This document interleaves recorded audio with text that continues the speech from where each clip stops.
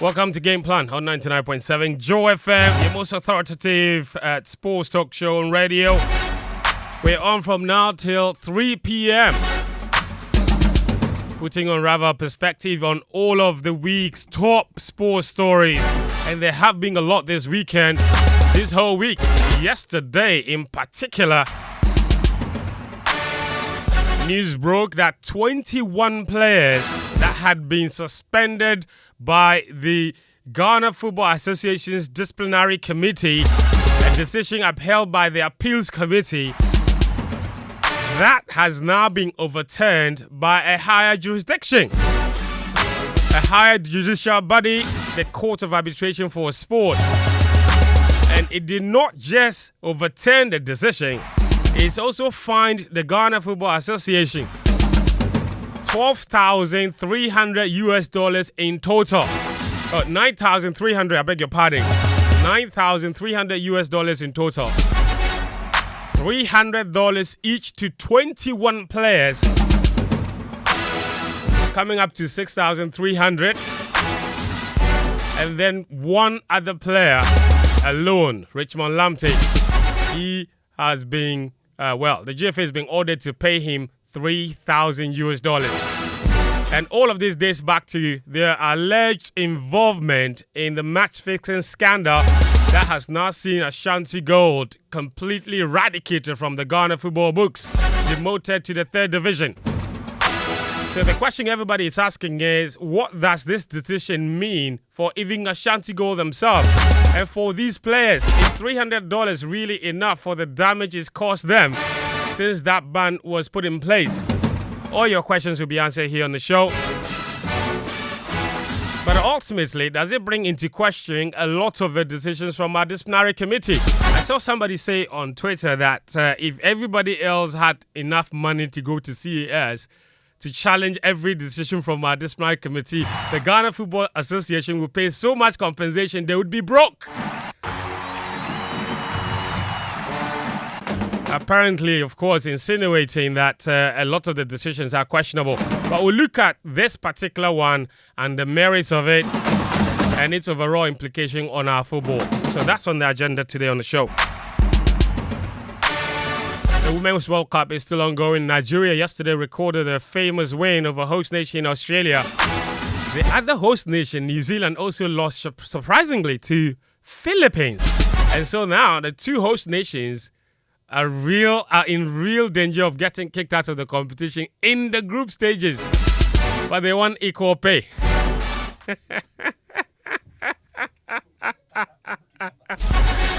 Oh, goodness me. All right, we'll have a look at that. Chelsea cannot seem to get their man. Moses Caicedo, a new improved £80 million bid for his signature. Brighton says, no way. The only way they would be considering is pay £100 million in cash or bring Colwell in addition. And then we can consider. Should Chelsea walk away, look at other alternatives, or just stomach it and pay up? You've seen your favorite club in preseason. What's missing? Do you think you have a complete team? Manchester United, they were humbled by Real Madrid, of course, after they beat Arsenal. Rasmus Højlund on his way to Man United. But €10 million difference is what's currently holding the deal, of course.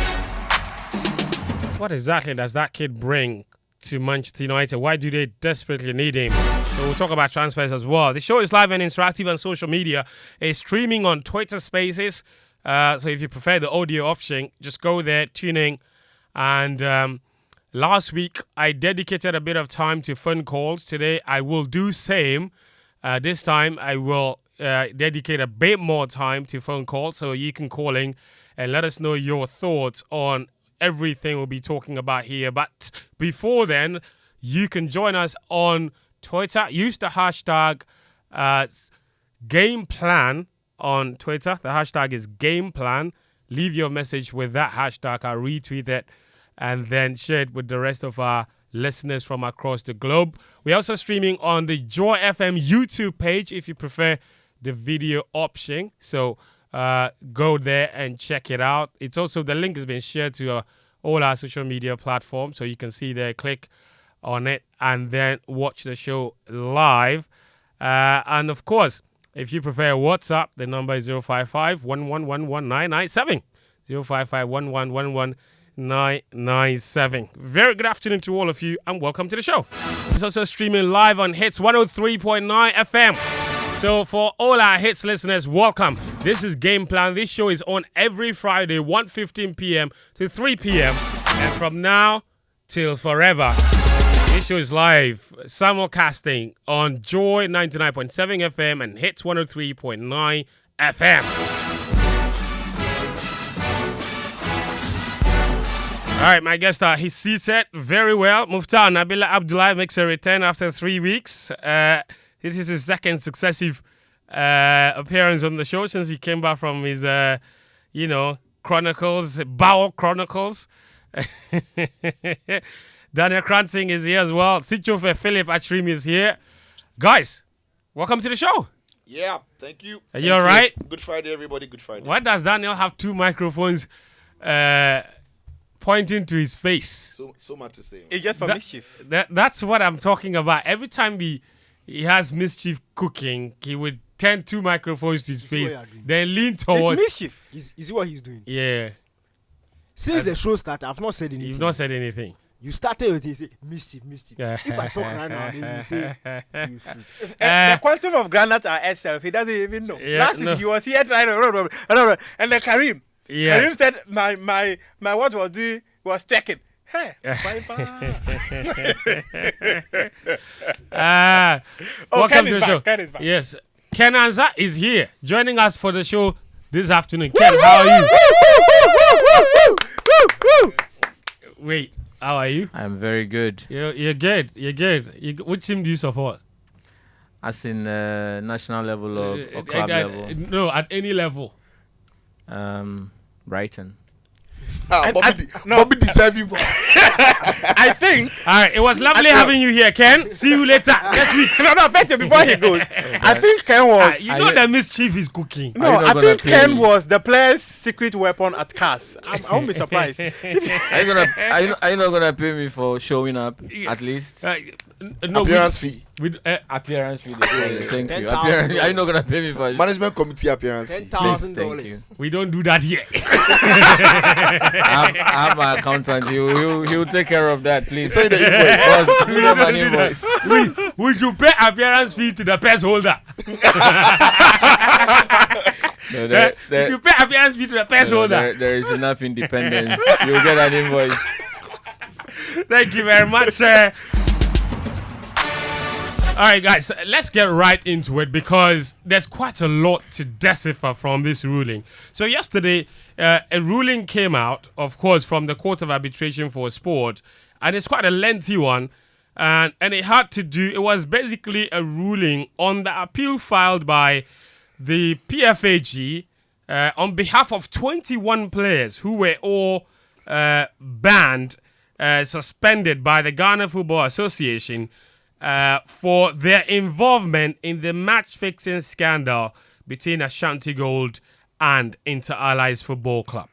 Okay, so those players were handed various bans, some of them 36 months, some of them 24 months, some of them 48 months.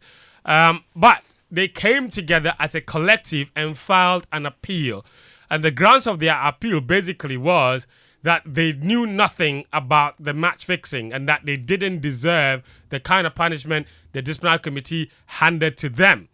As far as they're concerned, if anything untoward went on regarding the match fixing, they, the players, were not involved. And you remember some of the evidence that the GFA disciplinary committee used to ban these players. They said some of them were having phone conversations and some of it was hearsay. Somebody said he had heard the scoreline that, like, haven't you been told about playing a fixed game? And all of these things were as a result of hearsay or testimony that they reportedly received from other players. And so at the end of it, the club was demoted to Division 3. Club officials were banned. Division 2 club officials were banned. including the club president and the club CEO. And then 21 players were banned together with Richmond Lamptey. So if you add Lamptey, that's 22. So Richmond Lamptey was playing for Kumasi Asante Kotoko at the time. He was giving, I think, a 6-man ban, if I'm not mistaken. Stand to be corrected. But he was handed a ban as well. The 21 players came together, and the PFAG, the Professional Footballers Association of Ghana, came together and filed an appeal at the Court of Arbitration for Sport on their behalf, because the Appeals Committee of the Ghana Football Association had already upheld the decision of the disciplinary committee after they appealed. And it took quite a long time, but the ruling is finally in, and the Court of Arbitration for Sport was very much, they did not mince any words whatsoever. Okay? And then they just said, so I would just go through the ruling from paragraph 1, which says that the appeal filed by Mercy's Alex Asu, and these are the players involved. So if you know any of them, call them and tell them. Alex Asu, Felix Abuska, Mohamed Zakari, Shaibu Tawfiq, Fad Ibrahim, Richard Aqua, Eric Esso, who plays for Hearts of Oak now, Amos Kofi Nkrumah, Stephen Owusu Banahene, Kwame Moses, Ampem Da Costa, Franka Koto, Isaac Opoku-Ajman, Solomon Efriye, Mohamed Bailu, Emmanuel Owusu, Samed Mohammed, Paul Asari De Vries, you remember him from his Wild Stars days, Amos Adai, a veteran at Ashanti Gold, Abdulkader Mohammed, defender for Ash Gold, and Issa Ali, who played for Inter Allies. He says the appeal that they filed against the decision issued on 13th July 2022, so more than a year ago, by the Ghana Football Association Appeals Committee with reference number GFA, and then the reference number is given, and they said that appeal is upheld. And the appeal also, so paragraph 2 says the appeal filed by Richmond Lamptey against the decision issued on 13th July 2022 by the GFA Appeals Committee, and then the reference number is given. They said that appeal is also upheld. Okay? And now it goes on to say that the Ghana Football Association Appeals Committee decision dated 13th July 2022 with reference number this, and then the players are all mentioned. And then it says the sanctions imposed on the following players. Then it lists all those players that I just listed are annulled. Okay, it says the sanctions against all of those players are annulled. And then it goes on to say that the cost of the present arbitration to be determined and served by the CAS court office in a separate letter shall be borne in their entirety by the Ghana Football Association. So it's not just the compensation, but the cost of arbitration, the GFA would pay that one too. It's not stated how much that one is. Then he goes on to say the GFA is then ordered to pay the following players. Then he lists exactly those players. 6,300 Swiss francs, which is equivalent to around 6,300 US dollars, give or take, to be distributed amongst them in equal parts of $300 each. And then the last paragraph says the GFA is also ordered to pay to Mr. Richmond Lamptey the amount of 3,000 Swiss francs, equivalent to 3,000 US dollars.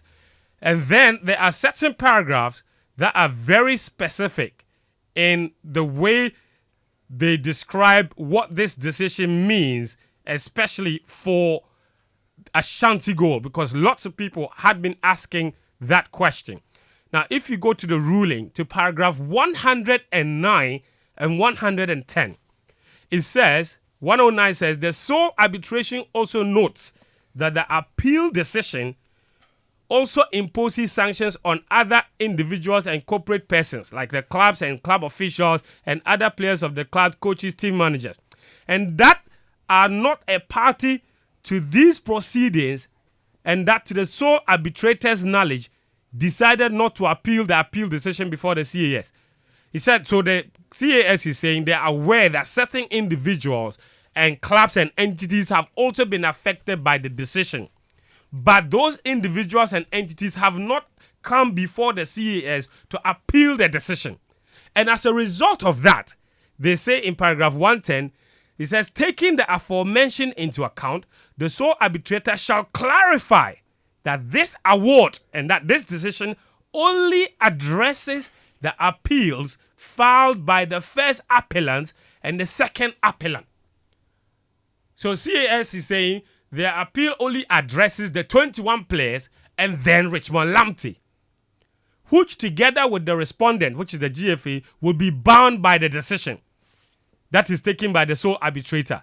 And listen, this is critical, and that no pronouncement is made with respect to those third parties that were also sanctioned by the appeals committee and decided not to appeal against it before the CAS. So this is a really simple matter. 21 players plus 1 brought the case before us. We have ruled in their favor, and our decision only is binding for those specific 21 players plus the 1, Richmond Lamptey, and that any other person that was affected by the original decision at the GFA level that did not appeal at the CAS level, their decision doesn't affect them. So that question about Ashanti Gold is answered right there. The ultimate question is, and Muftau has been following this right from the very beginning when this story broke. I mean, Muftau, let's just break it down a little bit here. How is it possible that the GFA bring out a ruling and write quite a lot about the evidence they had against all these players for match fixing, then they go ahead and then impose sanctions on them, and they've gone to the highest judicial body of sport, and it has basically says you cannot do that. They were not guilty, and that decision is completely thrown out. They cannot be banned. No sanctions can come against them. And now they're back. Before I come to that point, I just want to read something brief. And this one came from CAS. You would recall when I first wrote to CAS about this matter somewhere July last year. This was what CAF said. It said that the GFA disciplinary committee decisions nor the appeal decision specify the involvement of each individual player in the match. While there is evidence of numerous communications between the president of Ashanti Gold and a volunteer or official of Inter Allies, as well as evidence of money transactions between them, there is no indication in any of the decisions rendered by the GFA that the players were involved. The only players named in the GFA decisions are players who did not appeal and therefore are not parties to the present procedure. Guess what? In my exchanges with CAS, and also I was privileged to have gotten the preliminary report of the Ghana Football Association. That was right after they released their statement saying that they've banned the players. And the players were actually 24 of them, if not mentioned Sentose and then Hashmin. Yes. But Hashmin, they were not part. So what of the collective appeal. Yeah, of the collective appeal.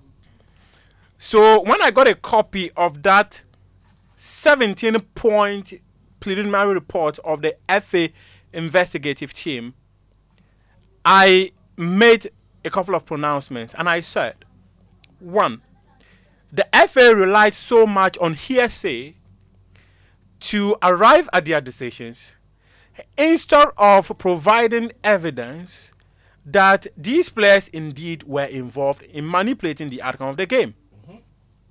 I also stated that the FA claimed to have gotten Sports Radar, which is a match fraud detection system from FIFA, to also rely on and determine that the game was indeed fixed. If you read the FA preliminary report, the FIFA fraud detection system had said that there were going to be at least 3 goals scored in the game. And they said 1 hour before the game, they noticed that there were betting patterns that suggested that there was a possibility of the goals being more. I see. Right? Mm-hmm. And indeed, that was what we saw. But when the FA released their statement, the FA statement claimed that the sports or the match fraud detection system had indicated there were going to be about 5 goals to be scored in the game. That was, first of all, flawed by the Ghana Football Association. And also, I also mentioned that in one of the points that the GFA claimed that they gathered from the witnesses, Yeah. it was that Emmanuel Nigogo, who was The famous team manager. the volunteer, yes, who was a volunteer that spoke to Richmond Lamte and all that. And I said, if Emmanuel Nigogo was the man who came and told the FA that indeed I had a conversation with Richmond Lamte and these were the discussions we had, and you relied on that to ban Richmond Lamte, it was also flawed. Did Lamte appear before the committee? No, he did not. He did not appear before the committee. And in fact, even when the FA were asked to submit A written request. A because written- he was a Kotoko then. yes, a written request, it was Interallies who did it on his behalf. So it was done on his behalf by Interallies. But this is basically what I want to say, right? I think that the FA could have done much better in investigating this matter. You think that the investigation wasn't... It was not conclusive. They relied on so much sentiments, public outcry, simply because there's perception of match fixing in the game. So they decided to use these two clubs as scapegoats. Thank you. This incident happened, if my memory serves me right, July 17, 2021. Yes. The decision came exactly a year later. Within a week, I had published that the FA were planning to demote these two teams to Division 2. In October same year, players appeared before the FA, and in fact, not all of them. Some of them first appeared without lawyers, but there were other appearances that they had to make. One of the interesting things that transpired was that when they appeared before the committee, funny enough, the FA's document or decision was ready. Wait, hold. It was ready. And it would interest you to know You're that. telling me that before the FA took witness statements from some suspects, they already had the ruling drafted. They had a drafted decision lying down. And you can support this how? One of them made a mistake, did not cover the document well, and the lawyers of one of the players saw it. Wow. And when FIFPro, in fact, it was FIFPro who reached out to the PFAG first about the sanctions that were imposed on the players and asked them what they should do. That was when PFAG said, these are the sanctions the FA has meted out to the players. So FIFPro said, do we have a case? FIFPro even went beyond the PFAG in terms of gathering their evidence. They spoke to lawyers in this very country. They engaged lawyers. They gathered documents. When the players and their lawyers asked for the recordings of the cross-examinations, the FA refused to give them those recordings. Wow. So if I come to court for cross-examination, you record a conversation, and I ask for a copy of it, give it to me, you say you will not give it to me. The FA refused to give it to them. So when this matter went to CAS, it was CAS who directed the FA to make available those recordings, and they made available 8 separate recordings. 8. So if you had 8 separate recordings, that the player said, okay, when we came, we had conversation A, B, C, give it to us, we'll give it to our lawyers to mount a defense for us. You refused to give it out, and it had to go all the way up to CAS. I think the FA too were not being fair to themselves. And if they were really, really honest, they would have given these recordings. Transparent. I'm transparent. They would have given these recordings to the players. They would have given After it to all, their no lawyers. prejudice. That's clear it. You never did that. And now FIFPro came in. Then, in fact, one of the lawyers of the players was Yusuf Chipsa. He just graduated recently as With a law degree yeah, in with a law sport. degree, in sports law. He was one of the lawyers of the FA, of the players, and then the other lawyer from FIFPro, who mounted a defense for these players and told them that we are very certain that all these players, none of them was involved in manipulating the outcome. You cannot manipulate a game without involving them. And if you read the ruling in detail, right? Yeah. The sole arbitrator agreed that indeed the match was manipulated. Of course it was. But you need to connect it to the players. If you cannot connect it to the players that indeed player ABC, player Sikyo, player Daniel, player Muftao, player Fentio played this role to manipulate the outcome of the game, you cannot just rely on what Fentio came to tell you, or Daniel came to tell you, or Muftao came to tell you. So, in other words, the evidence was not incontrovertible. Yes. So, and this is where I like to bring Sicho in, because, you see, reading this, let me not get ahead of myself and presume that the players are guilty. But I'm saying that, my brothers and sisters, in case you want to refresh your memory, go back, watch the game. Just watch the game. So there's the issue of morality. Watch the game. Watch everything that transpired in the game. And you tell me that the players, or some of the players that were involved, knew nothing about what they were doing. Because the players basically executed whatever agenda anybody else orchestrated. And this is just by watching. You can tell. The problem, like Muftao has explained, however, is that the GFA could not incontrovertibly establish the involvement of the players. So the weight of the evidence did not form a conclusive basis for the bans. So they looked at it from the letter of the law. The evidence simply wasn't enough to convict. This is what it is. And if you want to ban players, it is a legal matter, not an emotional matter. There you go. And the very day I read those bans, the release from the FA on both Interlice and Ashgood and the players, I was very vocal on Twitter, and people remember at the time I said that I've read it like 3 times, and I don't see anything in that document that suggests to me that the FA could prove that these players were culprits in match fixing or match manipulation. And that has nothing to do with the fact that the game was or was not manipulated. Yeah. If there is a crime scene here and somebody has stolen something, we can all establish that something has been stolen. But you can't accuse, you cannot say for sure that I did it or Danny did it or Fentio did it unless you're able to establish it. So you can't straight away punish me with the punishment of a thief, thinking that because it's lost and I'm in the vicinity, I am part of it. So I said it plainly that for me, the FA actually used a lot more of emotions than facts and hardcore evidence. So the uproar, maybe. Yes, and they were riding on the emotions. Exactly what I was saying, that the public sentiment. Yeah, they were riding on the emotions of many Ghanaians who were like, there's You have match to fixing in punish, football. you have to punish. You have to punish because the optics were not great. But you see, when you get to the court, in this case, CAS, the optics do not matter. Yeah. It is the evidence and the facts on the ground that matters.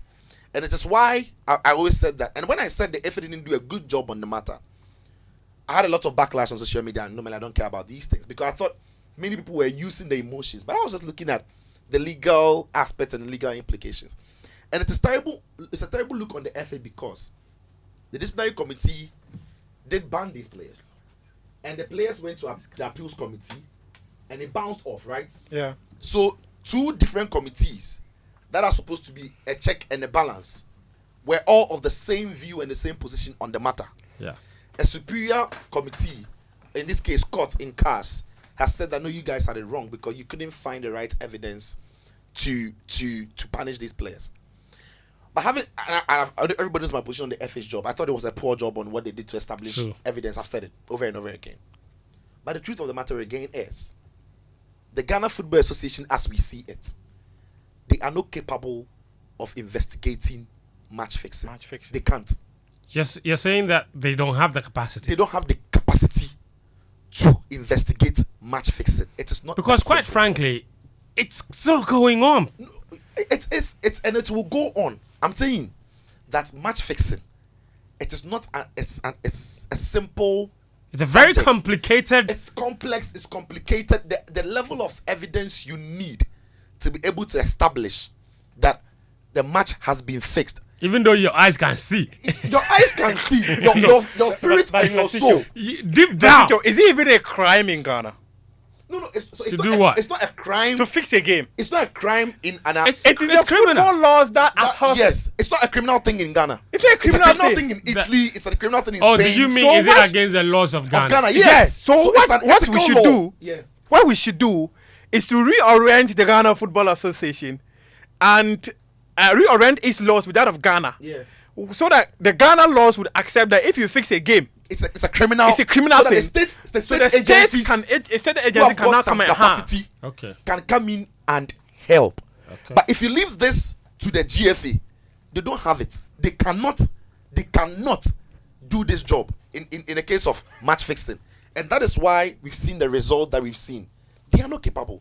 You see, when I have this discussion with people that betting and match fixing, they are two different things. Oh, but two different things. They sometimes end in the same place. And in fact, one of the ways of fixing or getting the hint to match fixing is by forming very close partnerships with betting companies. True. In the case of Ivan Toney, Yeah. it wasn't the English FA that saw that Ivan Toney was The in betting company saw his. It was a betting company because of the relationship and the agreement they have that actually gave the tip that Charlie, have a look at this guy. Yeah, we've seen he's got this account, he's got that. Have a look at him. Yeah. So we need to be able to do that. But like I was going to end, we need to have our national law criminalizing these things before we can effectively investigate and prove them. What investigative, capabilities in Does terms the of GFA possess right Yes. now? What, Apart from just asking people, asking questions, did you say interview, this? Did you do this? Did you do this? No, it's complex.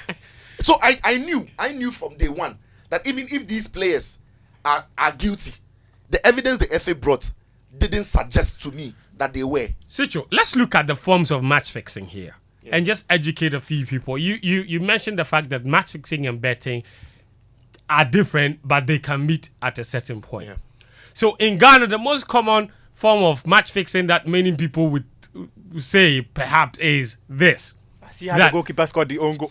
Not just that. So, for example, a club owner knows that they are dangerously lurking in relegation. They know that and that club owner is me. Yeah. Sicho's club have no chance of winning the league. There's no Relegated. chance that they will also get relegated. So the game I'm going to play against Sicho's team, Sicho doesn't need the result. Even if his team is stronger than me and can beat me on a good day, Right. they don't need to win. Right. So I go and see him and I say, please, you don't need the win. I need the win. So please tell your boys, let's play it soft. Let me get the win. And in exchange for getting the win, I'll give you this amount of money. No, you don't. They don't pay. Okay. No, I'm saying, no, we're Yeah, just so- talking about the forms The of match hypothesis, fixing. Yes.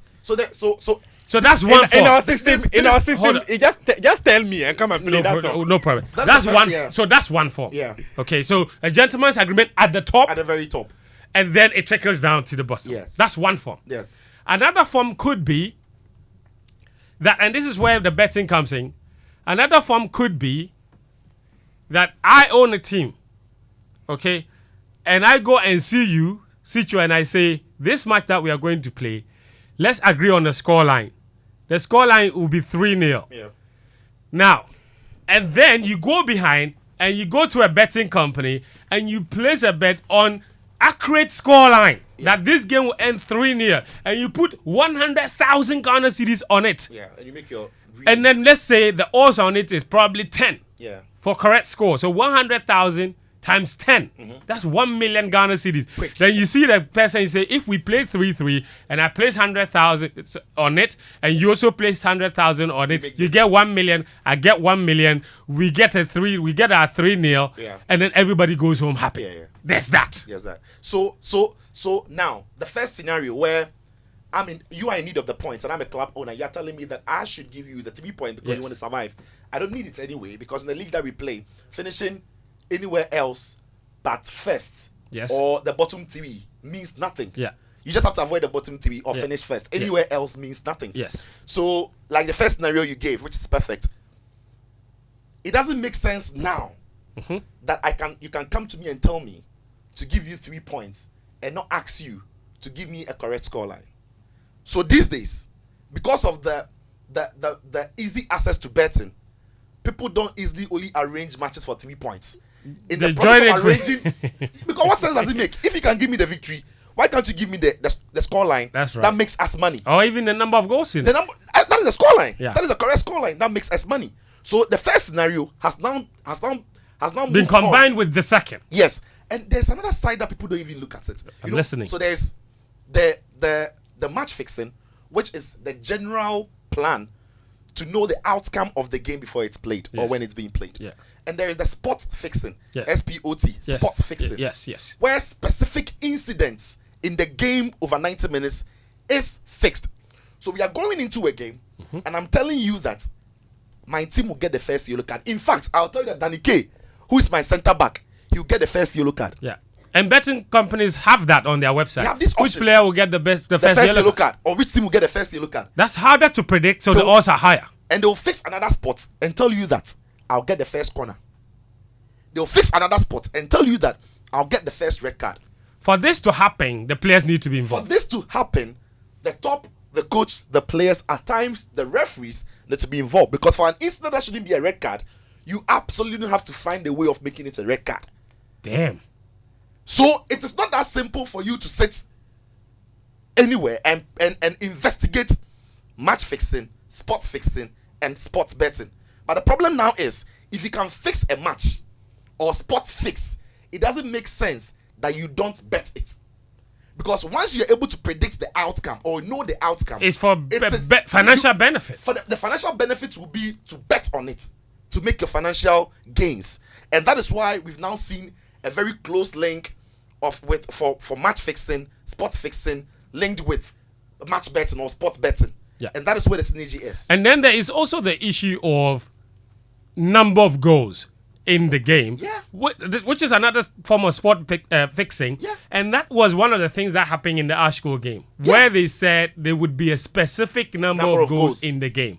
One player, Hashmin, says he heard that there would be a specific number of goals. And once they scored that specific number of goals and they substituted him in, What destroy everything. he wanted to spoil the bet. So he goes on and he scores a crazy own goal. Yeah.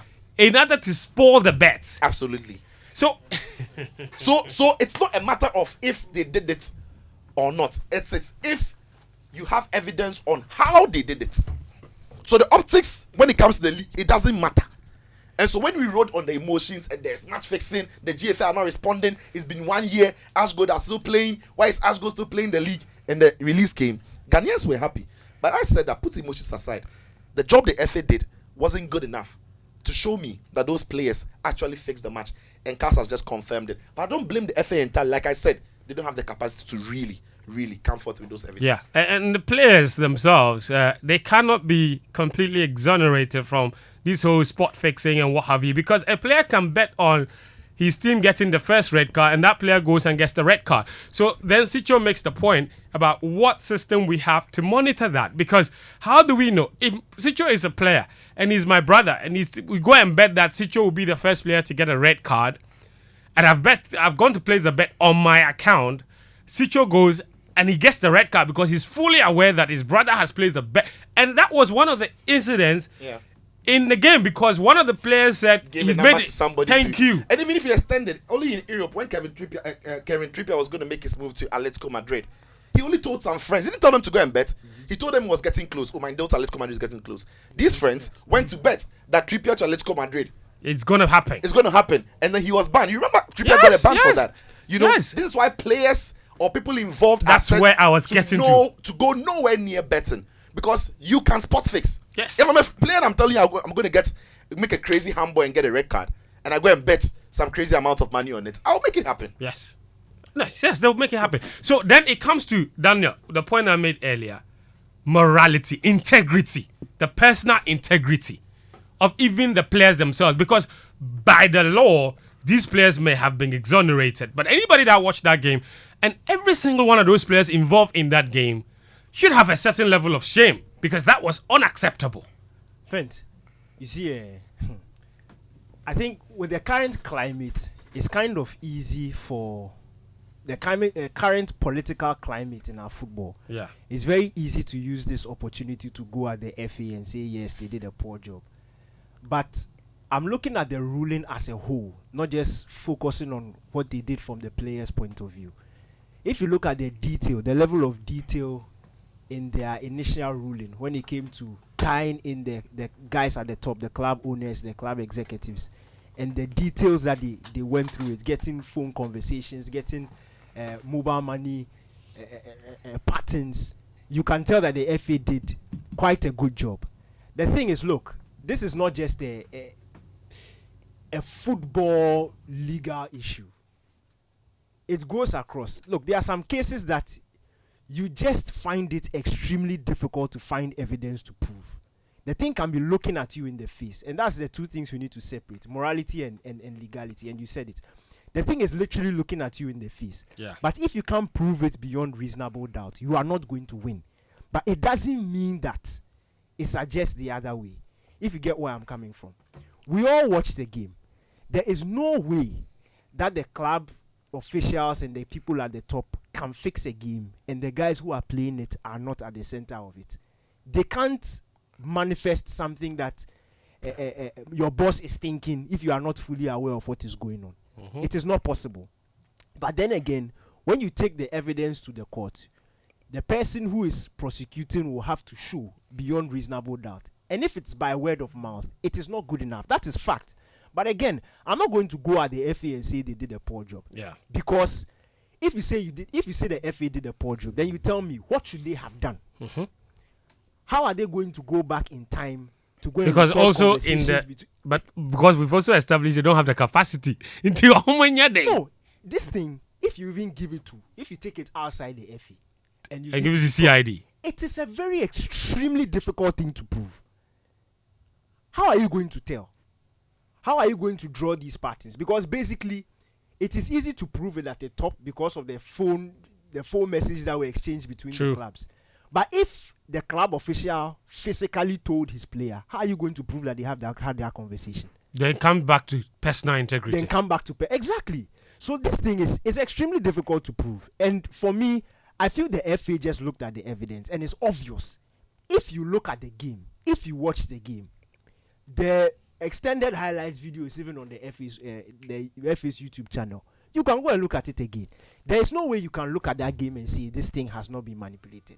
So the FA looked at it and they put 1 + 1 = 2. Clearly, if we've been able to catch the people at the top, these players were also part. But what do you think that? I mean, just do you think that if it was a crime that the CID took over, and there is a raid in the homes of some of these players, some of these top officials, they grab their laptops, they grab their phones. Do you not think that it gives them the opportunity to even have proper access to WhatsApp messages, proper access to... There is that. If there's a betting app, if you have a betting app on your phone and they open it, they can even, track your things that you've... Because it's a raid. Like we are sitting here, they raid us. Mm-hmm. They take my phone, they take your phone. You open the phone. You can't hide anything. What can you hide?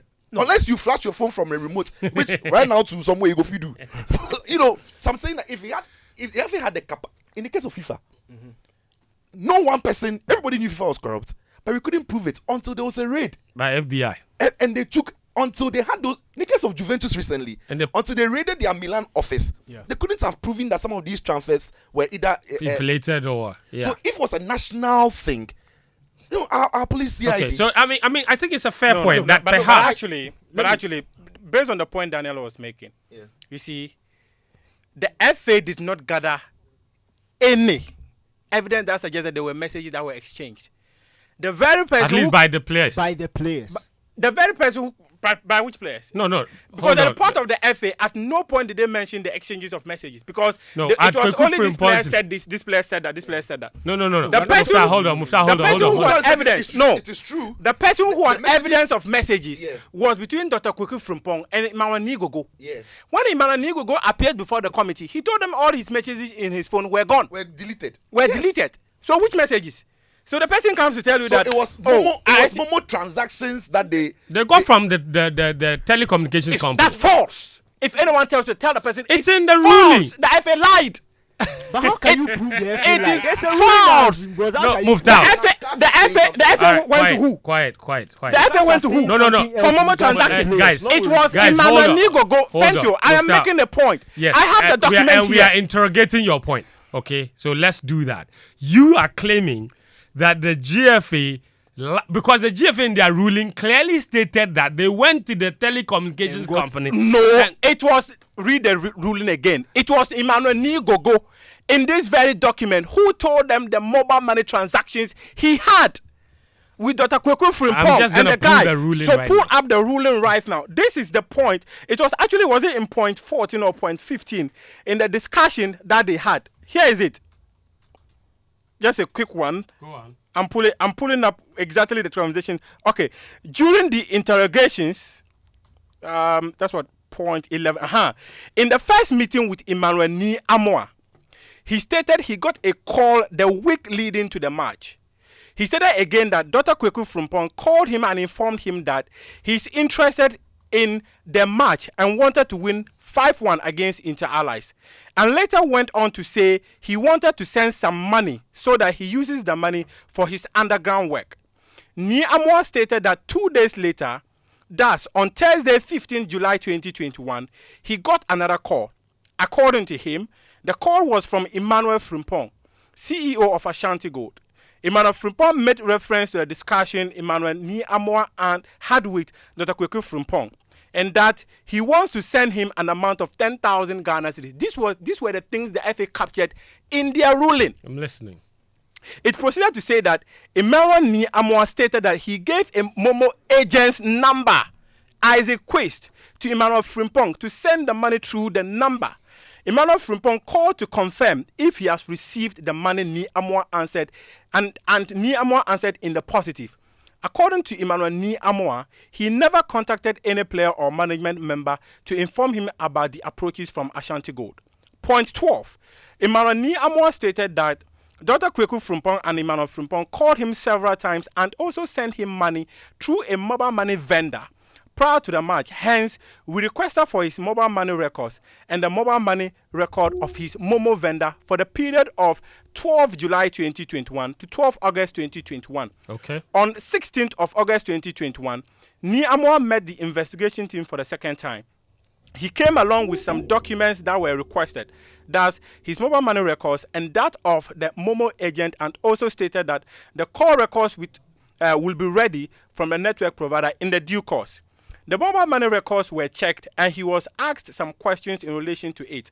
After going through the mobile money records of both Emmanuel Ni Amoa and Isaac Quist, it was found out that there was inflow of an amount of 10,000 Ghana cedis in Isaac Quist's mobile money records from Prince Kwatin in 2 tranches on 15th July 2021. So there were records. The FA did not go to provided by the guy. the guy. Yes. Not, so not, Mufta point. Mufta is His point right, is yeah. clear. The FA didn't they independently. didn't independently gather find any evidence. evidence. Okay. But Daniel, back to your point. So, by that establishment, what we are saying is that the FA could have done a better job. Their capacity is so. And yes, and Sicho says clearly that perhaps if they recruited help from Ghana's state authorities, there could have been a more thorough job, if not completely to our satisfaction or to the point that we would have desired. There certainly would have been a better job done on this than what happened, which has now led us to where we are now. Exactly. But you see, how can the FA go and seek outside authorities when the thing is not recognized as a crime? You are Thank wasting their time. Yeah, absolutely. So they will not help you. That's the thing. Yeah. So But I could don't the think- FA had relax, gone to relax, MTN calm for the down, details? Calm down. Muftau, I don't think no interruptions. I don't It's- think it is fair. So let him to finish, blame then the you FA come. in that regard. If you get me, if how, quick example. Yes. If let's say stealing was not a crime in this country, and then somebody has stolen your thing, the police is already dealing with a murder case, and you take your theft case to the police, why would they waste Don't time waste their on it? budget Because and it's not a on it, crime. because it's not recognized. Do you as- get it? Yeah, If match fixing is not a crime in our laws, then the FA can't go there and come and say help me. I agree. It's going to be extremely difficult for them. So this is it's two separate institutions that must come together if it is recognized in our laws. But once it's not recognized, then the FA are left to deal with it on their own, and that's where situations comes in, that they are not capable. But they are not capable, not in a negative sense that they don't know what they are doing. Exactly. No, that's not that. that's No. how I want to put it. Yeah, So I'm yeah. saying that, look, it was an extremely difficult job for them to do. It was always going to be very difficult for them to prove it. But for me, I'm sticking with the issue of morality. I watched the game. Yeah. I watched the game. I know what I saw. I don't care what legal. And you see, we see these things. It's not everybody who's walking free on the road who has gone to court and has been pronounced not guilty who is not guilty. Yes. Some of these things, they are very, very fine lines. So I watched the game. I know what I saw. Yeah. I know what I've seen. In fact, when we started the show, I went back and I went to watch the highlights. I've seen it again just to refresh my memory. Beautiful, sweet goals. Very suspicious goals too. So I'm saying that, look, I it still was can't believe difficult. Hash means go. It was difficult, but I'll credit the FA because they welcomed the decision. They said if you want to appeal, you can go and appeal. They went to appeals committee, it didn't work. You can go to CAS if you want to go to CAS. They went to CAS, they've come back. It has worked, and they've welcomed the decision. They have allowed the laws to work. Simple. There's nothing you can do about that. So that is from a positive side.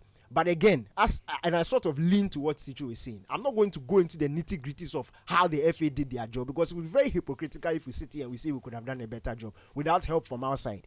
And I've already tied into the point of how it was going to be difficult for the FA to get help from outside. So if you know that help from outside is almost impossible, then you can't sit here and tell them that you could have done a better job. Go and do it and let's see if you can do it. You can't. It's plain and simple. You can't. So then they've allowed the law to work. But me, basically, I know what I saw. And Speak to what the I players. saw, Speak to them. you can't tell me that Kweku Frimpong came to put that ball in the net with his own legs. It didn't. You can't tell me that you didn't know anything about it. It might be difficult for us to prove it, but we know what we saw. And I think some of these things, let's not use it politically, because it's a serious canker in our football. And We need deep introspection. if we seriously want to get rid of it, again, I'll lean into Citro's point. This is when what's it called? The lawmakers, parliament, Yes. Sports committee select should be on this. they need to come into this thing Drafted, amend and the clearly use application. this case as an Yeah. opportunity to streamline these things, because Yeah.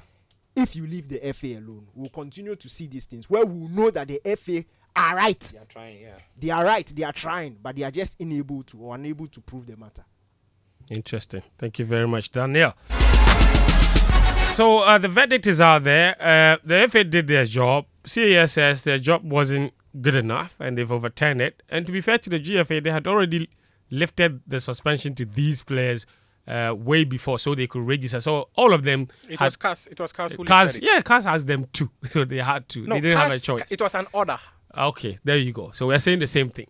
So, so these players we have to establish were already playing. So it's not like the ban was in effect anyway. So it wasn't. They were registered. They were all playing, and now this just vindicates them. You see, that's the thing. You see, the FA are actually smart. Yes. They knew that if you go down the legal route, the players might win. So they didn't insist on banning them. They allowed. They opened them for them to register, yeah. continue playing, so that if it happens, No, you can, Dana, It was that a is- ruling it was that an order tied- from that CAS. tied their hand. And So they couldn't even have the lawyer of the stopped them. FA, now Odofole Norte, in her argument, said that what we witnessed in the game brought the image of Ghana football to disrepute, and that CAS should reject Yeah. the requests that were made by the players. And the players also came to CAS and said that, okay, if that's what the GFA is saying, then grant us a stay of execution until such a time Yeah. the matter is finally determined. addressed. So CAS granted the stay of execution. That's what the players Without were that, allowed the to FA play. wouldn't have allowed them. The player, so the the player- FA were not going to allow the the players. FA were never going to allow them to Yeah, play. they were not. They were not. Okay, so that's it. Bottom line, those players had been playing up until now. So I hope that the last 12 months since this matter went to CAS, they have had change of hearts. They've changed their ways, because No, it's true. It's true. I stand on the same point as Daniel. I've made it earlier. Personal integrity is extremely important. Okay, you may not be guilty by the letter of the law, but your conscience should also be clean. Is your conscience clean? Is it clean? Were you really innocent? If you were, credit to you. You've been vindicated. If you were not, lucky escape. But the future is still coming. Let's all protect the integrity of our king. It's extremely crucial that we do. What is football? What is anything really without integrity? Politics, journalism, law, business. Without integrity, we're absolutely screwed. Big time. So you have been cleared. Go on, play your football, but please do that with a lot of integrity. Mufta, a very brief one, just like 15 seconds. A lot of people have been asking, why was the Richmond Lamte case separate from the 21? Okay. So Kumasi Asante Kotoko decided to file on behalf of Richmond Lamte. Because at that time he had signed for them. Yes, he had signed for them. Yeah. So the club decided, no, let's do it for him. So they filed their own case. Their own case, and in fact, they even went with 3 lawyers. Wow, interesting. So yeah. Kotoko. So basically, Kotoko going all out to defend their own player. I think that was a smart one from Nana Yamponsa. It was very smart, and it was criticized at the time. Yeah. But now he gets 3,000, the others get 300. So I mean, And in fact, more is coming.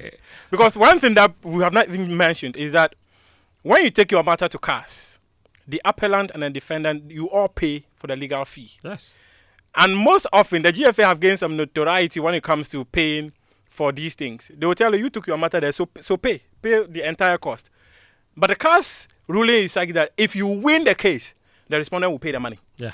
So the FA has still more money to pay. No, yeah, they do. No, it said it in the ruling. Yeah, I said so the one I was reading. they will It said pay the some- cost of the arbitration, the FA will pay. Will pay. And in fact, Apart from the money. fines, so They have money. They In fact- published their in sponsors fact- only 2 days ago. in They have fact, plenty money. They will pay.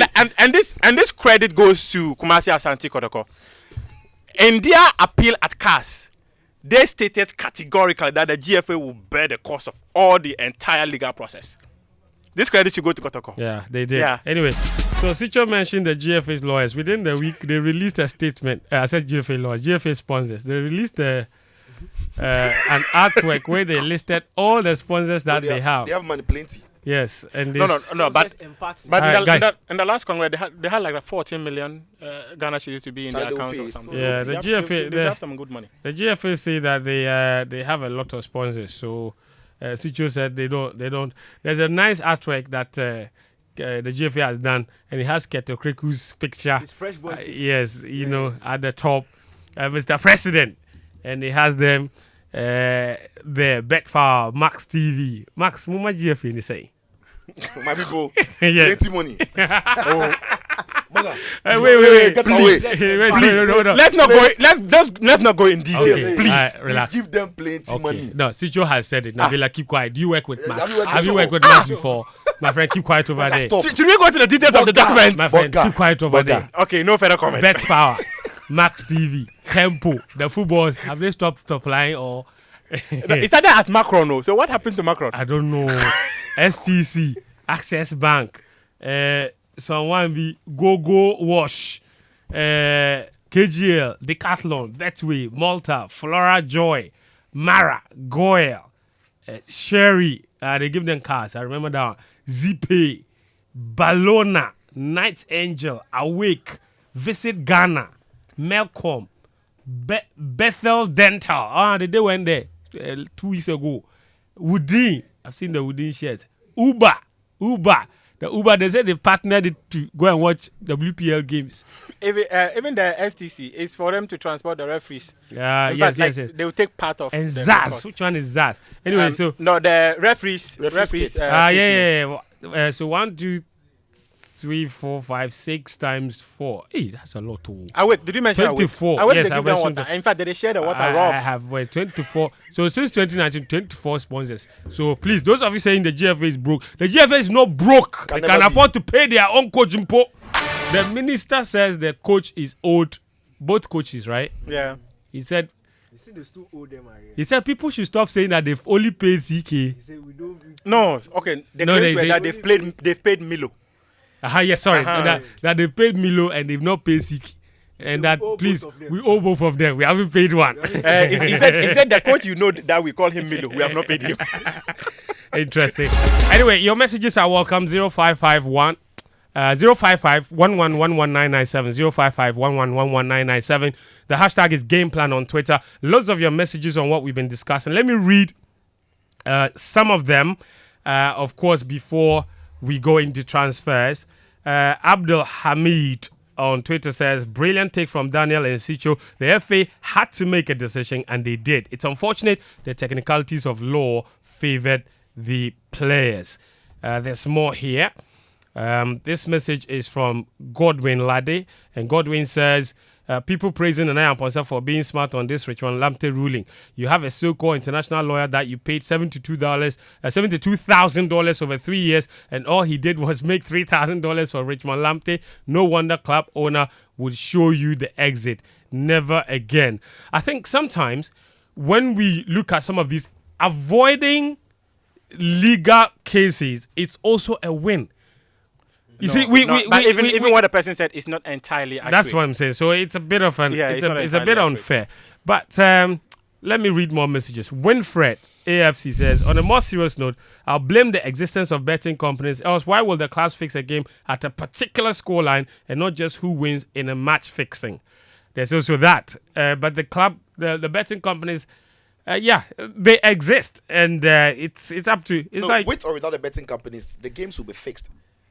Matches no. have What always he's been saying fixed. is that But now they are making money off the betting. that's so the you can't point, blame and he's the betting saying that companies it's for because fixing. betting companies exist. No. They were, But before they were exchanging the money physically. they were exchanging in money fact, or we're exchanging the points. We were even Good. doing lotto. Let me Yes. read more messages. Godwin Ladi says, we live in a country where everybody has taken sides. The guy making serious allegations against the FA, I think you're talking about Muftau. I think if he had all this information, why didn't he come out until the ruling came out? Interesting. He's a journalist. He has spoken about this many times. So Maybe he's hearing me for the first Yeah, time. yeah, I was blocked on the FA social media channels because I said what their preliminary document was different from what the they published. FA media channels are not the only ones who have blocked you. and they blocked if me. you joke, I'll go through a list. They blocked everybody. You are a national problem. No. Everybody's Alright. No, but he's mentioning the FA. That's what I'm saying. That Let me read. Because I said something different from the FA, they blocked me. That's all. Okay. And I'm saying that you haven't been blocked by only the FA. So you have a... You like agenda. Good afternoon. Bedroom Pep Guardiola from La Paz. If Chelsea don't get Caicedo as a DM, which other player can they also buy to replace him? We can't allow Brighton to bully us every transfer window.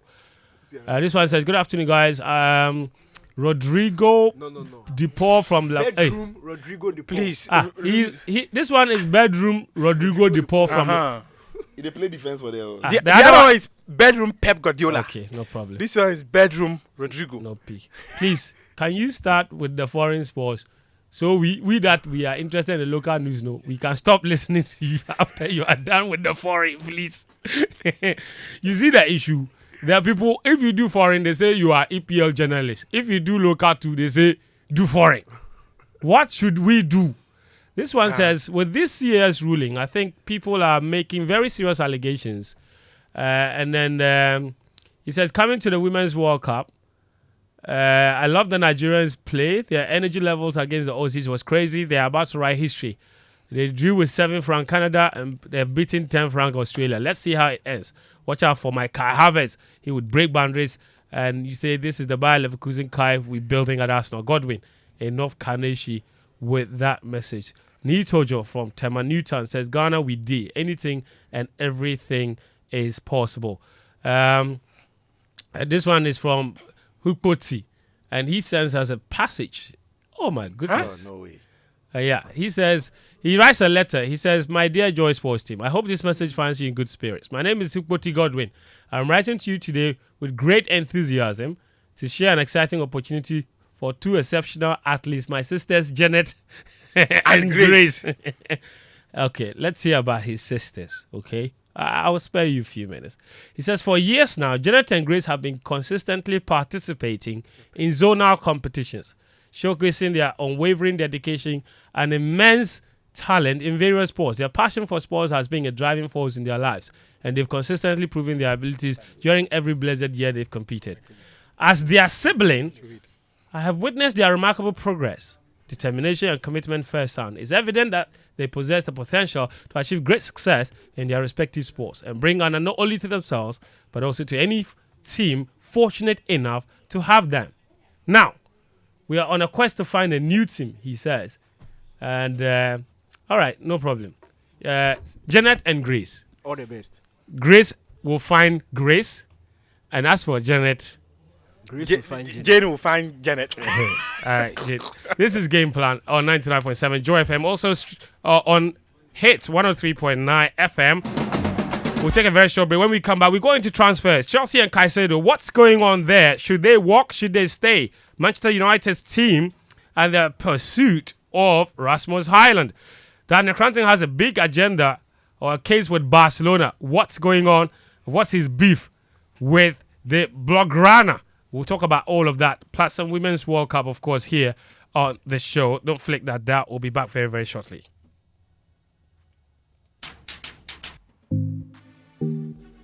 The Multimedia Group, through Joy Sports and Insura Sports, presents a half-year thought leadership event under the theme, Fill GPL Centers, the challenge, the solutions, presenting our findings. Date, Monday, July 31, 2023. Venue, Labadi Beach Hotel. Time, 6 p.m. prompt. This climaxes an 8-week survey on reasons why the fans are not filling the spectator stands for Ghana Premier League games. This will be the biggest brainstorming session ahead of the much-awaited 2023-24 Ghana Premier League season. It will draw participation from all relevant bodies and industry experts within the football family. This includes the leadership of the Ghana FA, the Ghana League Clubs Association, BFAG, sponsors, supporters unions, the Sports Writers Association of Ghana, and retired as well as active footballers. Fill GPL Centers, the challenge and the solutions on July 31 will be live on the Joy News channel and Joy 99.7 FM.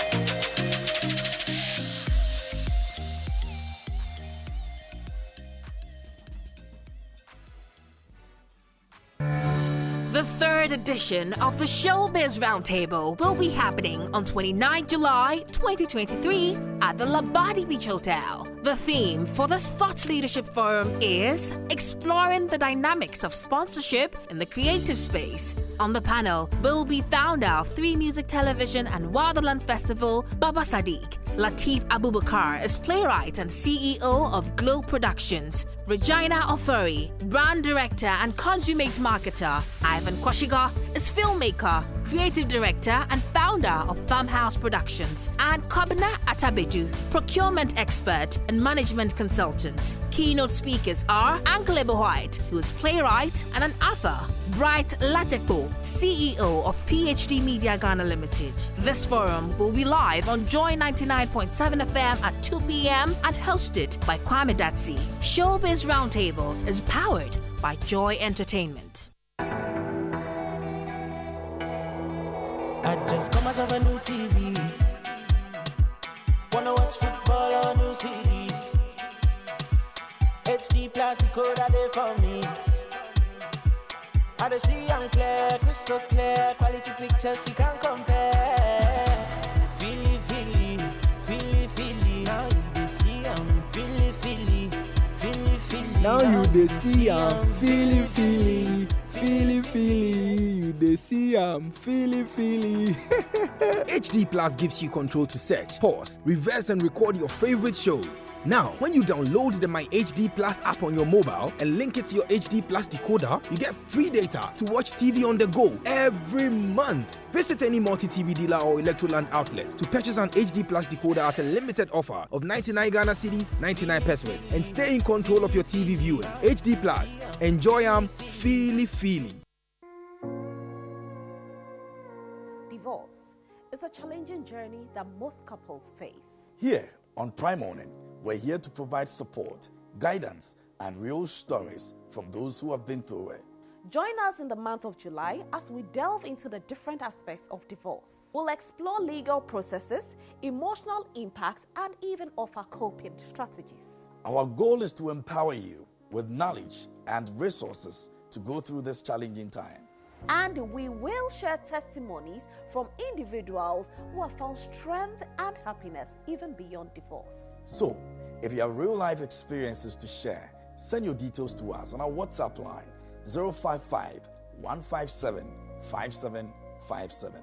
You don't have to face divorce alone. Tune in to Joy Prime Morning, as we give you the needed support and guidance throughout this journey. Together, we will explore the reasons behind divorce, the financial implications, and even life after divorce. We are here to help you.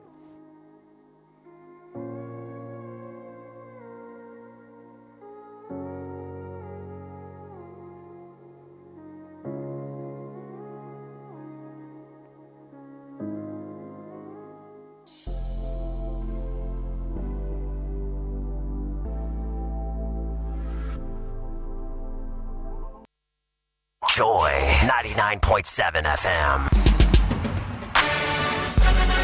We're back. This is 99.7 Joy FM. The show is Game Plan. It's exactly 30 minutes past the hour, 2 p.m. And we are running till 3 p.m. here on the show.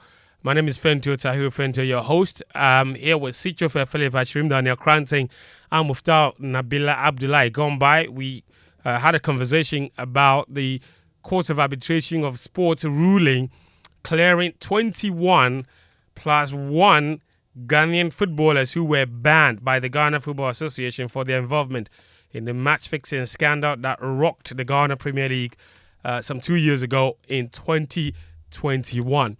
Of course, next up, we are talking transfers, and your messages are welcome on 055 111 Lots of messages here already. I'll read some of them. 055 111 Use the hashtag Game Plan on Twitter as well. We're retweeting the messages and sharing them with the rest of our listeners from across the globe. But I'm asking who your real guy is, your oldie G for life, the one that's got your back.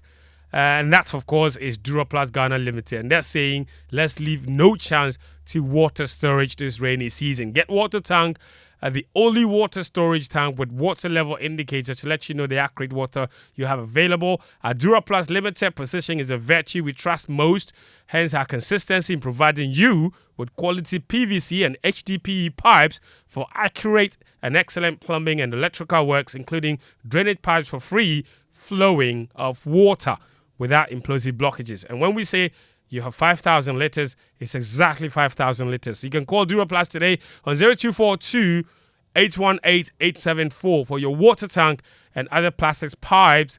And you can locate them. Plot number 1011 12 Dadiban Road, North Industrial Area, Accra. Or locate a distributor close to you for your authentic Duraplast products. Water tank, what a tank. Remember, where Duraplast goes, water flows. The Joy News Habitat Fair is next Friday. Our Thought Leadership Program, the Joy Sports Thought Leadership Program, is next Monday. This coming Monday, of course, the 31st of July, we are at Labadi Beach Hotel, of course, speaking about why there is low attendance to Ghana Premier League matches. Of course, we, Insurance Sports, in collaboration with Joy Sports, conducted a survey soliciting for people's views on why they're not going to the stadium. That program will be where we present our findings, and we have experts to try and help us understand and find creative and innovative ways of getting the fans back into the stadium. That's at the Labadi Beach Hotel on Friday. It's open to the public, so you can come around as well. And then we can have a conversation there. And that's not the only one happening in terms of thought leadership about sports programs or sports business. Sichofe Philip Achrim and myself are moderating an Afro Sport Football Business Summit, of course, on Tuesday and Wednesday, where expert panel from around the globe, 20 different countries, are coming into Ghana to speak football business, all of it in trying to find solutions to our football problems and ultimately seeing how we can maximize the business potential that exists in the football ecosystem. That's on Tuesday and Wednesday, the AfroSport Football Summit at the Accra International Conference Center. A little on that from Sicho towards the end of the show. Of course, towards the end of the show, you guys should remind me, today's my wife's birthday, so that I don't forget. That's right. Towards the end of the show, we will talk about that. But now let's give the listeners what they want. Listen, guys. Yesterday, it emerged that Chelsea had an £80 million bid for Caicedo rejected by Brighton and Hove Albion, who are not ready to sell until they get 100 million reportedly, or if Chelsea are willing to add Colwell to the conversation, a centre-back that spent last season on loan at Brighton. The ultimate question is, Daniel, I saw your tweet. You said Brighton are not serious. I've seen other people say Chelsea pay up because Chelsea themselves are not serious because Arsenal had an £80 million bid rejected for the same player only in January. Why should you expect to pay this exact same amount of money 6 months later? You get the point. So, but what alternatives really exist for Chelsea at this moment? Because I think we can all agree that they desperately need midfielders. But Caicedo for 100 million, no matter what, you pay him with Enzo Fernandez, you have 200 million pounds in Chelsea's midfield. And what do you get from that? Is that the best midfield two in the world for 200 million pounds? If you're Chelsea, what do you do in this situation? I'm going to start with you, Daniel. But look, I feel sorry for Chelsea. How so? I alluded to it last week. The way they've gone about their transfer business, they've basically set themselves up. So we all knew at the start of the transfer. In fact, in January, Chelsea was also chasing Caicedo before the cool down. Then Arsenal became the leaders. The leaders in that transfer race. Arsenal also cooled down. We all know that you and Brighton have this. It's not even long standing. It started. It just started after they took their coach. Exactly. So it's become some way. You've thinned out your squad to the point that everybody in the world knows that you are basically a skeleton. You are in desperate need of players. So you've set yourselves up. What you've done is, Brighton know that Caicedo is your top target. Brighton have looked through your team. You bought Mudryk for 70-something million. I don't think it was that. You bought that much, but it was expensive. Yeah, it was close to 80 million euros. Mudryk was like 80-something, 70-something million. Million pounds, 80 million euros. Something Wafa Enzo, about 120 million. Yeah, in Drew 100. $120 million, 105. I do know the currency I'm euros or something. Yeah. Do you know the currency I'm on the 100 million. It would even be 500 billion Ghana cedis. It's okay. Daniel, continue. When did they look through this Boli assembled team? They bought Fofana for 70 million. 70 million. Yeah. When they look through this Boli assembled team, they look at a group of wannabes who are extremely expensive. Because Mudryk no rich. Enzo no rich. World Cup winner. Kuku no rich. The Kuku, nothing they bought me past the Kuku. No, you see. Did you see the goal Chelsea considered against Brighton? Did you see Kuku? Relax for Kuku. But you look, being harsh, remember that Brighton that wasn't the Brighton game. The last game Newcastle. was Newcastle. Look, you saw Kuku in the equation. Relax for Kuku. He went out, came back. It was like PlayStation Kuku control. Didn't send himself to Chelsea. You went to buy him. Look, Brighton are the same people who sold Kuku to Chelsea. So when Brighton look at 60 something, thank you. 65 million. So when Brighton look at the level of talent with Caicedo and they compare it to Kuku, and they add desperation, they see that the thing straight hand. Oh, you think I'm joking? But it's true. It's clear desperation, and they know that look, this thing Chelsea have to pay the money. But the reason why I said Brighton are not serious is, look, I don't like this thing that some of these clubs do. You see, you have a gentleman's agreement with the player in January that when he signs an extension, it will boost his transfer value for you, and you allow him to go. Yeah. Then the summer comes. Now you are tossing and turning about. It's not fair because 80 million is a very good valuation for Caicedo.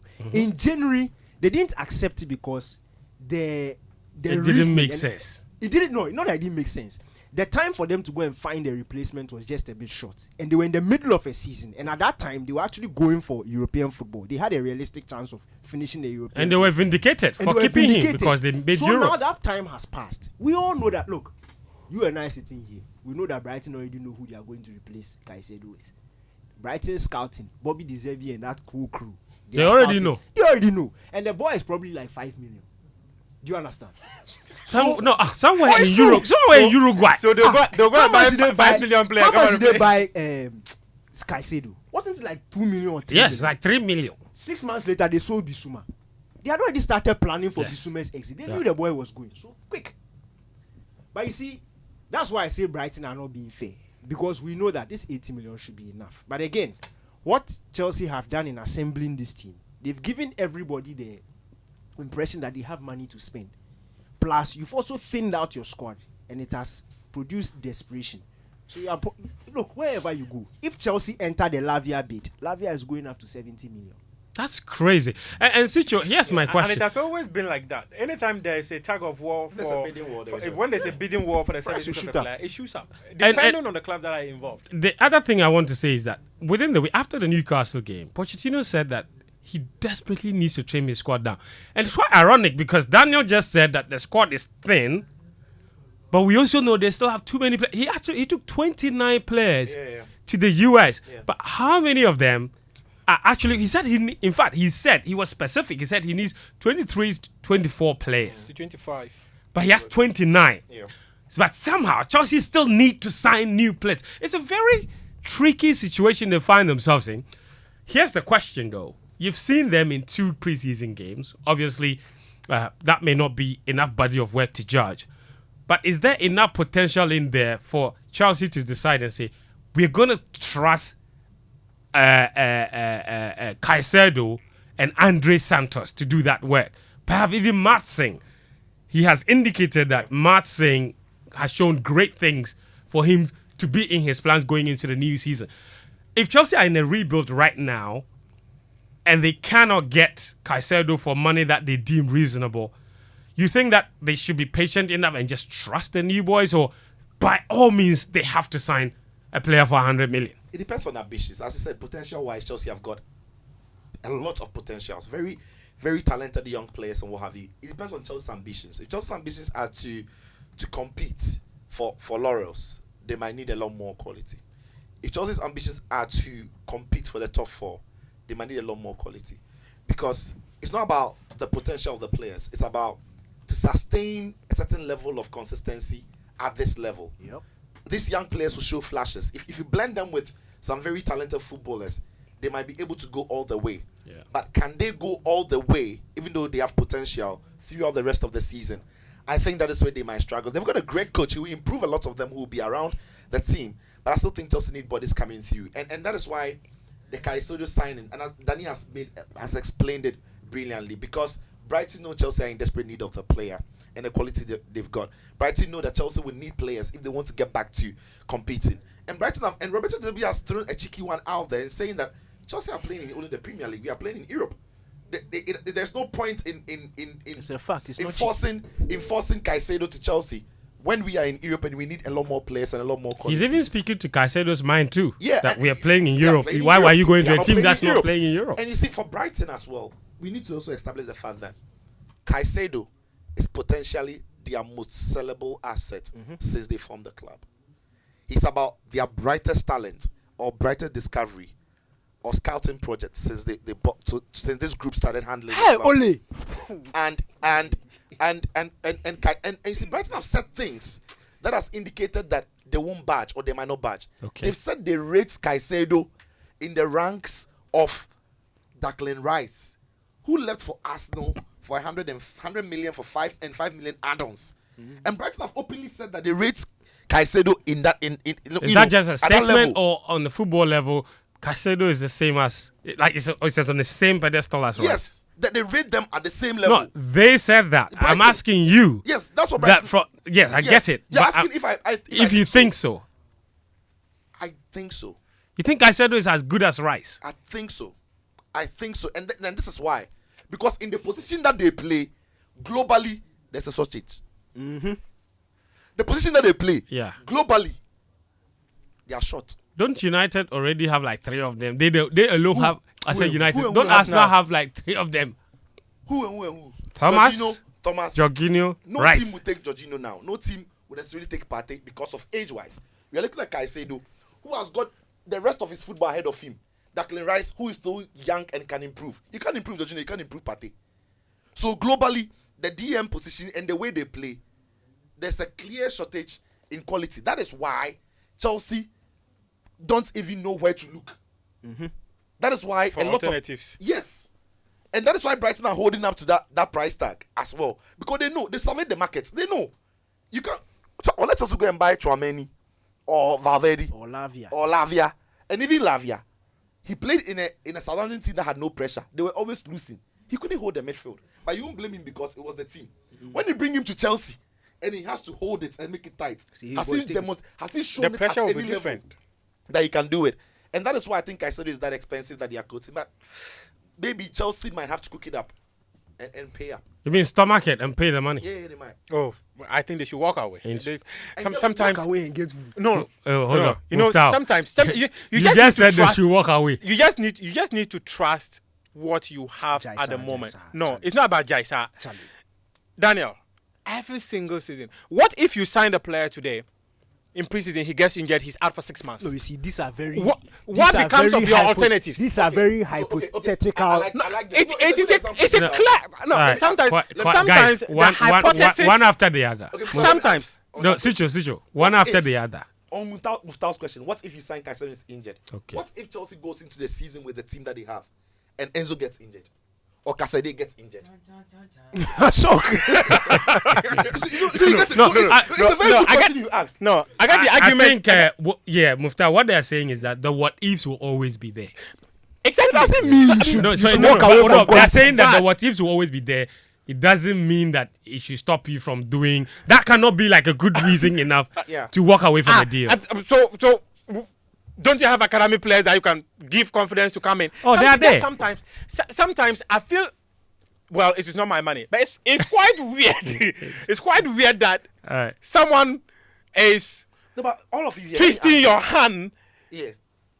to take over £100 million. They are not twisting your Charlie, hands. it's It is their quality. assets. No, it is their assets. It's a They quality determine asset. the cost. Okay, now this, All right. let me Isn't ask it- this. Okay, Let me ask it's all of you okay. here. What's okay. the twist of Friends, I hand? want to get okay. all of your thoughts on this one. Yeah, it's okay. What's the Chelsea twist of hand? paid- In the Chelsea paid- desperation. No, Chelsea How paid did I over- win that? Why would they ask you Mufta, for that? please. He's talking to me. You are Chelsea- talking to Daniel. Chelsea paid Ah, over he's 100 talking to million. me. I'm even shocked. So one at a time. Okay, Sicho, yes. Chelsea paid over 100 million for Enzo Fernandez, a player who had not played over 60 games in his professional career. Won a World Cup. Had But go on. had a very good World Cup, but in a very small sample size. And Chelsea paid over 100 million for the player. He's come into a league where he didn't have any experience of it. We've seen Caicedo, who top 10 Premier League midfielders of the season when he's played. You cannot overlook him. Are you saying that Brighton are not right to say that Caicedo, he didn't win, of course, Ecuador would never win the World Cup, but for the job he's done with Brighton and the Premier League experience he has and his age, are you saying that Chelsea can go outside England and get Enzo for over 100 million? Oh, Brighton But are right. Can't demand 100 million for Caicedo with Right. experience in the Brighton Premier are League. right. All right. So Chelsea should pay. That's Okay. that's not clearly the point I was making. My I'm point. asking it. No, it's a genuine question. You are saying they asked. should trust who But they clearly, have. my point is that, like Daniel mentioned, Chelsea are very desperate. That is why Brighton are holding out for that money. Question. If Chelsea was not desperate, Question. Were it another team, you think they wouldn't insist? I'm not sure. I'm not sure Brighton would have held out for that amount of They money. rejected on 80 80. million from Arsenal in January.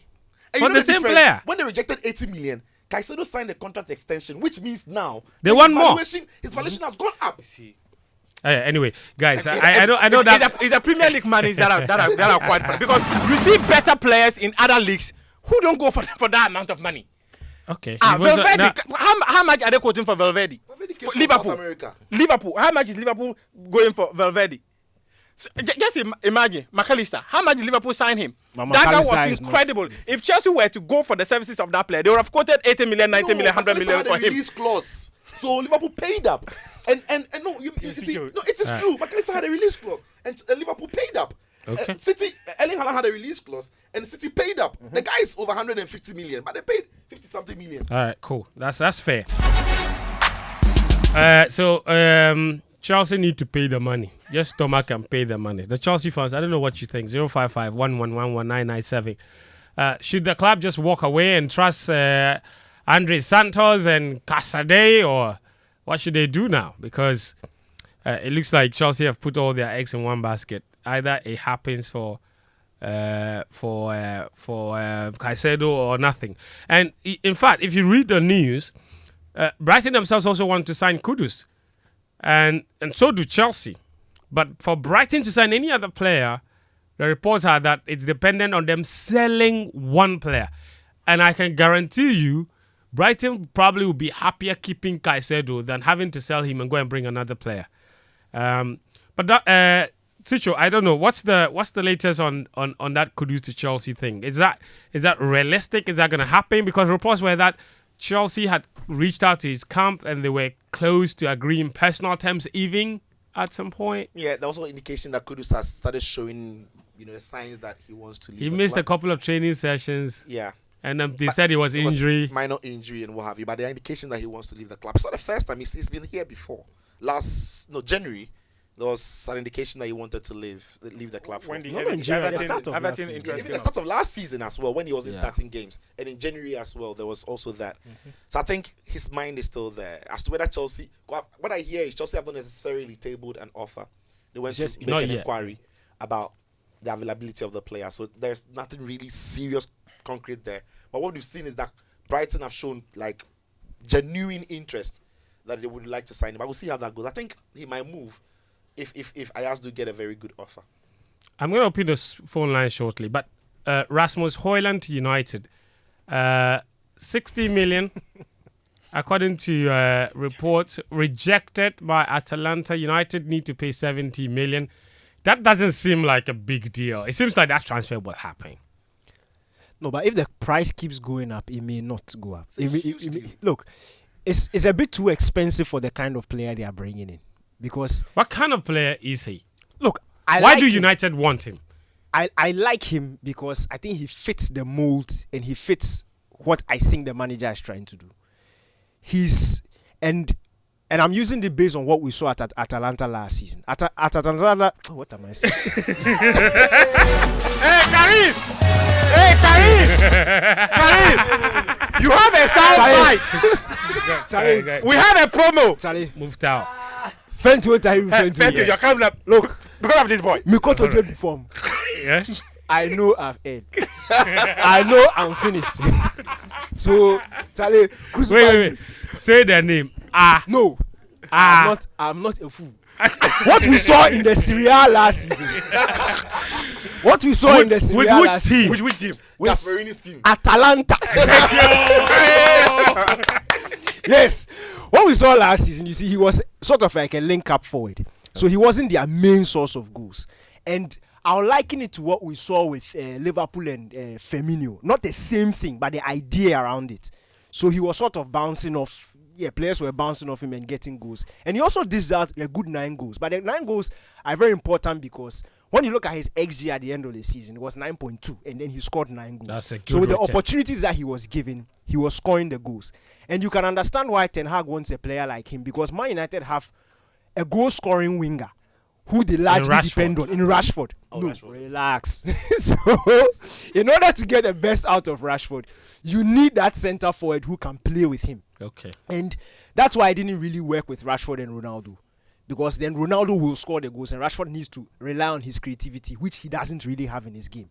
So with Martial up there, with Vegas up there, players who he can bounce off, it gets the best out of him. And I feel if you have a player like Charlie, if you have Vegas has gone back to Bentley. If you have a player like as in last season, okay. If you have a player like Højlund up front who can get goals when he's given the opportunity, but at the same time too, he can also allow players to bounce off him. It makes sense because then you have 2 goal scoring or even 3 goal scoring threats with Bruno, Rashford, and then Højlund, and then the attack can be a bit more fluid. So I understand. You understand why they want him? Yeah. But Atalanta say 70 million or no deal. 70 million or no deal. It's not my money. So they should pay. They All should right. 0302 216 541. 0302 216 541. I'm dedicating 7 minutes to phone calls. 0302 216 541 and 055 1111997. 055 1111997. Those are the phone lines. Your thoughts on all of the issues are welcome. Daniel, you said you had something to say about Barcelona. I'm just going to give you 60 seconds. No, it's a promo. It's a promo for Monday Night Sports Zone. Okay. It's a promo. Well, so on Monday, a month ago, I made a statement about Barcelona where I said they needed to fix their defense. And people came at me because they were looking at raw defensive numbers. But there are some hidden weaknesses in that Barca defense. And it was largely, in fact, their defensive numbers in the La Liga for me personally was largely due to Ter Stegen's performance and the wastefulness of La Liga forwards and the low standard of La Liga forwards. They gave away chances like Christmas. Thank you. Gifts. Thank you. And we didn't see the same thing in the Champions League or the Europa League, where the quality was higher. So on Monday, we'll deal with their defending. Deal with their defending. Okay, interesting. Let's go to Farouk from Lakeside. It's our first caller. Farouk. Yes. Go ahead. Friend, I was listening and I liked what Ms. Barrow said after the Caicedo deal. I think the maximum we should go is 90, maybe 80 plus 10. If they say they don't like that, then we come backward because it's not only about the transfer. Dan said we've already exposed ourselves with the Enzo and the Modric, so people think once they take us to the edge, we'll barge in and just peace. So use this transfer, the Caicedo deal, to set an example for future transfer deals. So if we are not going to take 90, then we just go to the other options we have. All right, no problem. And what are the other options? I would have been interested. Kweku from Tema is joining us. Kweku. Hello, Kweku. Can you hear me? Yeah, I can hear you. Good afternoon. Yeah, good afternoon, Kweku. Go ahead. Yeah, not much, but I only called to say good afternoon to Marshall Agbagba, and I hope he's listening to Daniel this afternoon.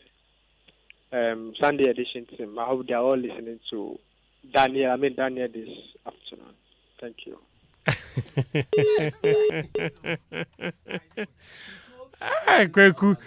Kweku is Kweku call with his own agenda. Interesting. All right, I've got another caller on the line, so just take off Kweku and then we can go to the next one. 0302 216 541 0302 216 541 and 055 1111 997. Sichu, briefly, I would like you to touch on Harry Kane to Bayern Munich. Apparently, the Bayern Chiefs are setting up a meeting with Levy in order to get him to sell. How much is enough for Kane to Bayern? If he's going outside England, I think close to 100 million. If he's staying in England, it's got to be 100 and more. I think that is what it is. So Bayern are going to look between 70 to 100 million. That is where you get Harry Kane. Because Sadio Mane, as we understand now, has agreed terms to go and play alongside Cristiano Ronaldo. Here we go. In Al Nassr. Riyad Mahrez has also completed his move to Al Ahly. Let's go to Prince in La Paz. Prince. Yeah. Prince, can you reduce the volume? Yeah, reduce the volume on your radio set. Okay. Please. Yes, go ahead. Go ahead. Yes, afternoon. Yeah, please. My nickname is Bedroom. What do you go there for? I'm the one who sent the text message. Yes, that's okay. Go ahead. Okay. He called to tell us that his name is Bedroom Rodrigo Depot. Interesting. We'll take one last call from Selom in Jamestown. Selom. Yeah. Yes, go ahead. Good afternoon. Good afternoon. They promised to sign some players to replace the players that are leaving. Has he signed any players or after them? Who? Jurgen Klopp of Liverpool. He signed McAllister. You forgot it. That's the only one. No, they also signed Szoboszlai. You forgot it. Okay. Wait. The last player said they signed. No, what's his name?